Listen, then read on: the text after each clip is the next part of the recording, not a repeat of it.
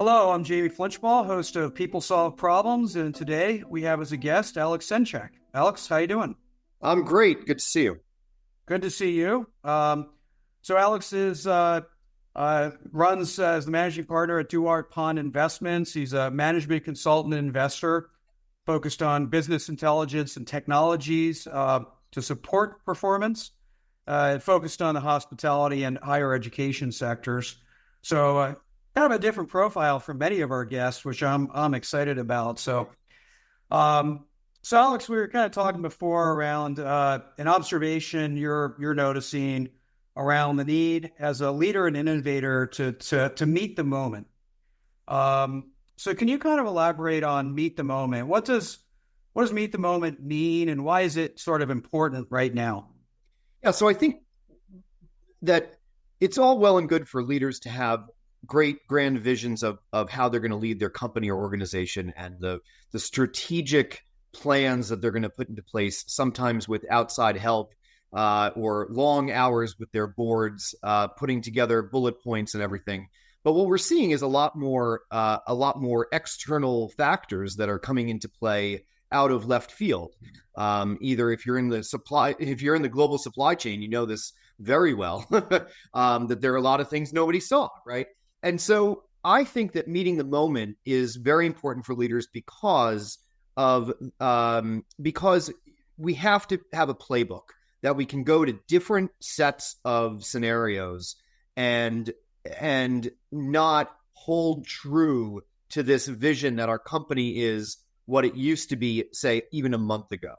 And so meeting the moment means understanding what the driving forces are and coming up with a nuanced plan in the moment, right? That meets the certain scenario that you're seeing. I think in higher education, nobody thinks of higher education as needing to be agile, and yet here we are, right? Right. At a time when leadership is under the most strain, not even the admissions or the budget. It's actually the leadership and the people who are at the top. So many of the things that I've seen recently are really coming from left field. They're probably in the history not really that different, but I think that as leaders want to succeed and want to be seen as high achieving, they sometimes hold on to these plans a lot more strong than say being agile and being willing to pivot when they need to. Yeah. So I want to come back to the playbook idea in a second, but just on the fact that these external factors, come at you, and that's a greater impact than it used to be. Is it the magnitude of these external factors, or is it the speed at which they happen that's the difference from what it used to be? I think I would. There's a third factor. They're impacting culture and they're impacting the entire workforce throughout an organization at a much different way. Maybe it's media, so they're penetrating down to your junior colleagues, different than say being controlled in the boardroom. They are being done in these public ways, having people brought before Congress and being challenged in front of the world in different ways. And I think that they go to the heart of the organization, not say simply one function of the organization. And so being able to compartmentalize a problem like that is actually really helpful for a leader because they can address it with one area of the organization or company. But now some of these challenges are ripping through and creating that kind of institutional crisis that is unnecessary, right? We think about it as being it's really about X, but it's actually infecting the entire organization. And this is really important when you think about clients, right? It's not just internal, but then the clients are seeing the protests in the street or the exodus of employees, and LinkedIn has a great powerful effect here where people can see that person's left, and all these kind of unintended consequences of something that could have been contained years ago. Right. Yep. It's Yeah, I can remember, when I started working, I had no clue what my company's position was on anything, and Right, right, really didn't care, because I figured it was none of my business, and that was the norm. So, but it's not the norm anymore. So let's go back to that playbook idea. So I'll give you sort of two bookends, and you might say it's in the middle, but which is fine. But is a playbook trying to anticipate the problems and building a playbook to prepare for it, or is it I don't know what the issues are, and so we're building a playbook to respond regardless of what the issue is? Yeah, I think it's my answer I would love for my answer to be straight down the middle, but I actually think it's really about designing your principles that as a leadership team, understanding the talents that you bring, the risks that you also have. What are the real risks, and being authentic and really real about what are the risks that we have if certain things happen. You don't need to address all of them, but you need to know what they are so that when something does happen, that's where you head. I think that a playbook also does a lot of what if planning. If this happens, this is what we're going to do. And what I always like is that leaders are being creative and generative with these plans, not reactionary. So it's easy to build a playbook when you for everyone to get on board of once the situation occurs. Once there is a massive storm, or that right now we're seeing one right in the south, or a supply chain disruption. But when you're already there, when you're already in those moments, that's when it's too late to get it out and roll it out to the entire organization, whether it be 5 people or 1,500 or whatever. There's a lot more, I think, need for us to think through what are the principles, who are the people that we care about most, or the constituents that we need to think about quickest. How do we build communication plans so that we're not relying on one person who may be affected by that situation to be producing something? Who's the backup? This is also important, I think, because of technology and some of the incredible complexities that companies have shifted towards, where what used to be in a filing cabinet that everybody had accessible in a remote environment, who knows where that might be? Maybe they didn't upload it to the shared drive, or maybe it's not, or who has access to some of these systems. Much more important now than it used to be, when everybody was kind of working in the same room, and you could walk over to their desk and find the key to the filing cabinet. Yeah, that's great. I like how you explain that, the different ways in which you do it. I know the what if planning, like I chair a cybersecurity subcommittee on one of my boards, and I would say our biggest threat actually isn't us getting attacked, it's the electric grid going down. And we can't protect against it, but what is the plan, right? Because that's probably the highest probability company stopping cyber attack for us, given some of the risks that we have. So let me tie to that idea of designing your principles, what's really important to you. Earlier, you also said don't hold on too tightly to what the company used to be. So where do you draw that line? And I'll use numbers just because it's easy. Like, is it I want to have 15% of my identity's core, and the rest is flexible? Is it half and half? Is it? I mean, how do you determine where that line is around what's core and to be protected, and what should we be willing to change on a dime? Yeah. I love this question because I think it evolves over time. As a company, and I do a lot of early stage investing, and I've worked with a lot of companies that have one client that they're trying to prove, right? So it definitely evolves over time. And that's actually one of the important things about meeting the moment. Who you were 3 years ago, having 4 clients or having 5, is very different when you have a sales team out there trying to get you 15 to 25 to 50 clients. And so I actually think that you need that this idea of understanding where you want to go, but being really diligent about looking at that pipeline in real time. And so this is where your sales team having constant communication and understanding the lifelong value of a client, potentially, and also what is driving the core business today, but also what's emerging as your next revenue stream. Some of the things that I've seen around, say, higher education, the emergence of these centers, of these interdisciplinary centers, as driving forces of where the university is going, rather than where they were even 5 years ago, having very staunchly, structured departments and having revenue streams that were identifiable because people wanted those kinds of degrees.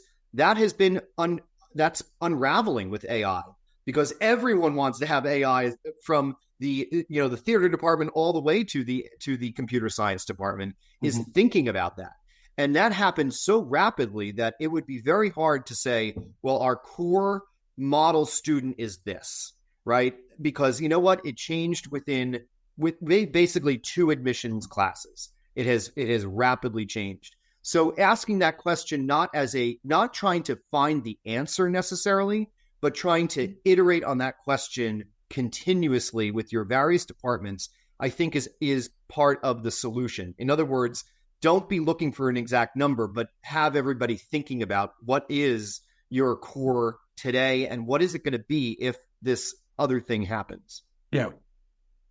No, I like that. And certainly, as you mentioned, higher education, I mean, AI alone is challenging, the whole model in a lot of ways. Well, and Airbnb did this, Airbnb being one example, but many in the hospitality industry saw a very rapid change of a new supply came in and really disrupted the demand, right? And way out of whack with how fast a hotel can change the capital investment to change their offering.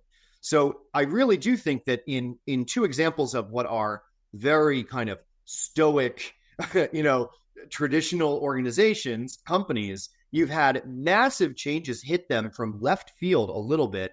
Rentals have always been out there, but when they hit kind of your core areas like a Miami, now you're really starting to see that kind of change happen faster than the company can really can catch up with. Yeah. So let's talk about the leadership side of that. So, we know, you mentioned higher education, the universities, it depend on more than one person to have that vision and pull it off. You mentioned early stage investing. There's some startups that are highly dependent upon one person just fighting. And then there's many that are a team of people that are either aligned or misaligned. And we read about stories where they're misaligned almost today. Yeah. So, how many people have to have that vision of the moment, right? Defining the moment, and meeting it. Does it take one person? Does it take getting a team? Does it depend on how you're led today? How do you think about getting enough alignment to move in that moment? So I've always said to somebody who wants to be the C-level person, the key decision maker, do you really? Are you sure you want that? I think that one person has to have a vision. The CEO or the person who owns the initiative. I think this idea that you need to bring consensus is rooted in an idea that in an ideal that would be the ideal, but it is always easier to edit than it is to generate. And so, in my experience, somebody's got to own it. Somebody's got to put the first pen to paper and outline the direction, and you can have an array of changes and alterations, but somebody's got to lay out where you're going. Now, I think the notion that it has to be the CEO is actually has been changed. Roles, titles, and frankly, ownership structure has changed in a lot of early stage companies, especially, so that it doesn't have to be your CEO, but somebody's got to start the process and lay out that vision. When I think I've seen the worst is when you get caught up in, well, this idea that we all need to be kumbaya and we're all going to bring the same value of vision to the page. And in many ways, I see a lot of founders who want that consensus, yes, but then they also that's only about the vision and about the plan. Execution is very different, and that's where things can go awry. Again, there's this iterative process. The plan might be that, but then something takes longer, or an assumption isn't correct, and you need people who are going to buy in and give you the feedback, the honest feedback, so you can change the plan accordingly. Where I see the slip up is when people think, well, everyone's working in the same direction, so we don't need to revisit what we have said we're going to do, and really evaluate and think critically about whether or not this is the plan that we want to continue going down. Mm-hmm. And that's where you need people to be more honest than to simply say, this looks great and it's well formatted. Thank you so much. Yeah.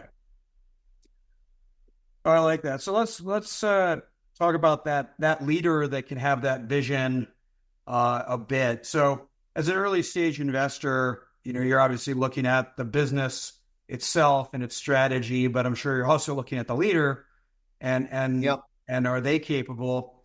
So as an investor, what are you looking for? How do you determine whether a leader is capable of that or not? So I would add a third category, because, and you're seeing more and more of this with a lot of the more atypical and out there ideas.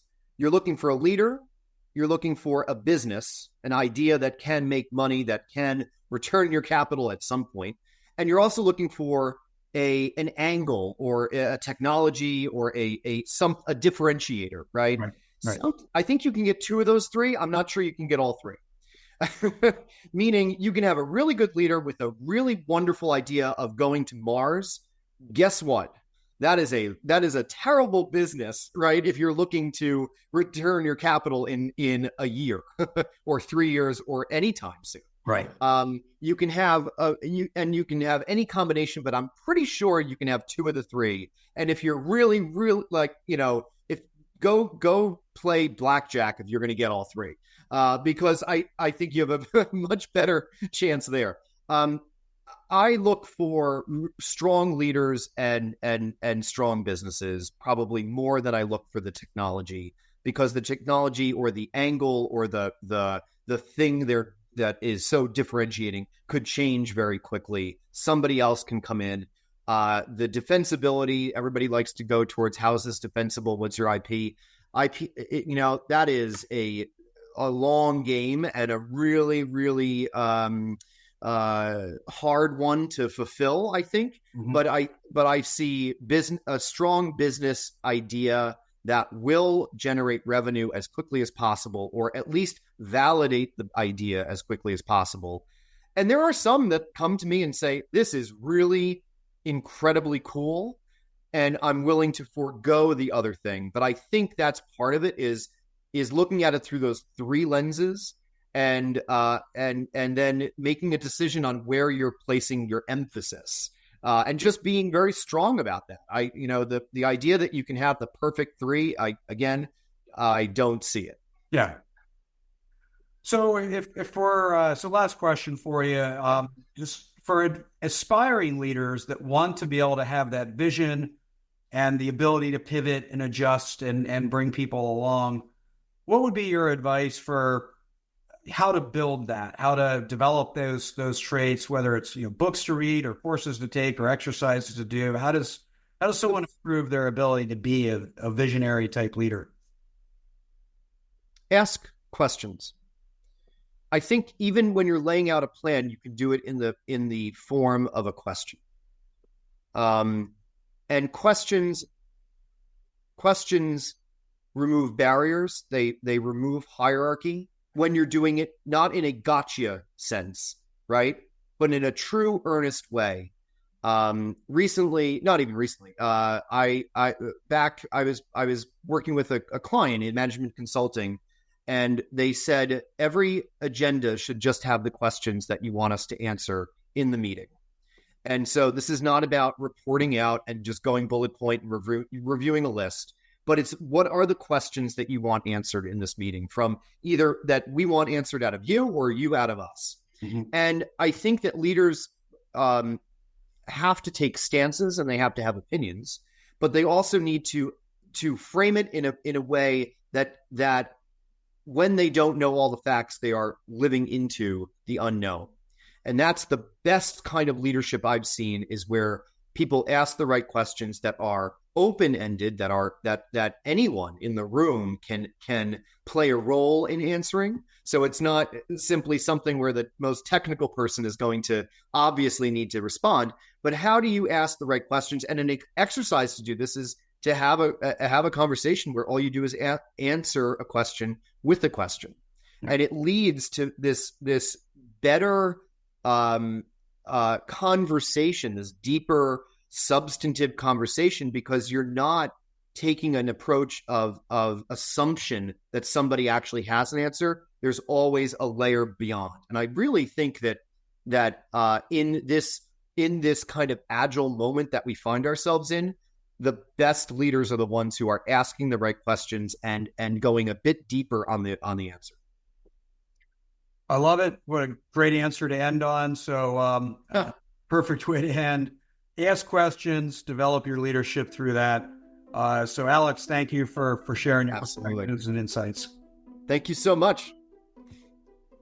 Are you a leader looking to level up your skills? Discover the J. Flinch Learning Lab, your gateway to insightful video courses on culture change, management systems, problem solving, and much more. Immerse yourself into content created by me and transform your leadership approach. Ready to grow? Visit jflinch.com/learninglab and use code PODCAST for an exclusive 30% discount. Invest in your leadership journey today.